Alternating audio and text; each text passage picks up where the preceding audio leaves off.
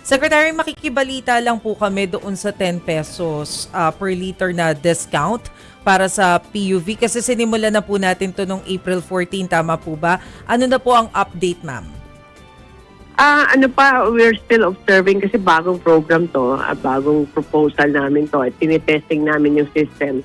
So bukas mag-meeting pa kami kung ano pang mga reports na problema or paano namin i-expand. So we'll find out tomorrow kung ano yung mga problem areas namin. And then pag hopefully kung maayos namin over the weekend, we can expand this and expand to more cities and more regions.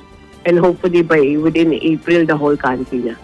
So far, tama po ba nasa 40 plus yung stations na pwedeng kunan nung 10? Apa. So, ibig sabihin... 40 lang, testing pa lang kasi bagong app to, bagong system na ginagamit namin. So we're observing lang kasi baka kung biglaan namin i-roll out sa buong bansa tapos ang dami pa lang problema. So baka dismayado lang yung mga drivers natin.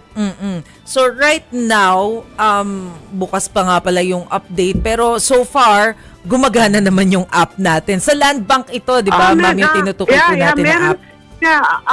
We're seeing some problems pa eh. Meron pang nagre-report na hindi daw hindi pa nagre-register po yung plate number nila or something, things like that. Or ang iba na napuntahan nila, walang app, mga ganun. So we're still fixing some problems pa. So hindi pa siya perfect. So hopefully by Monday, pag nag-expand kami, better na siya yung program. Yung pag-expand po natin sa Monday, anong lugar po yung target natin, ma'am?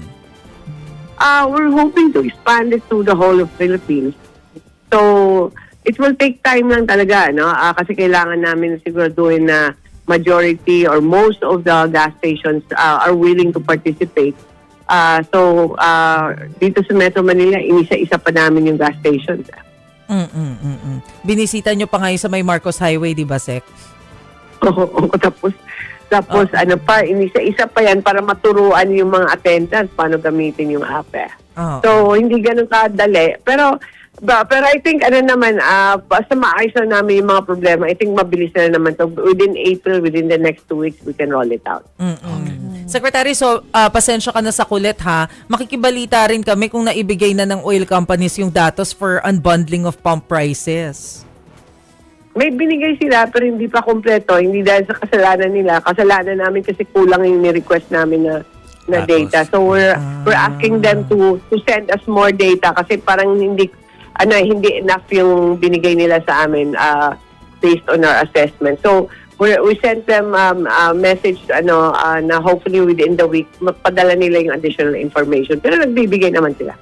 Sec, para lang po sa kaalaman ng lahat, ilang days na po ang work week po sa DOE po? We're always working. Or on-site po? On-site, ngayon we're back to on-site also. 5 days a week na, Sec? Yes, ma'am. Opo.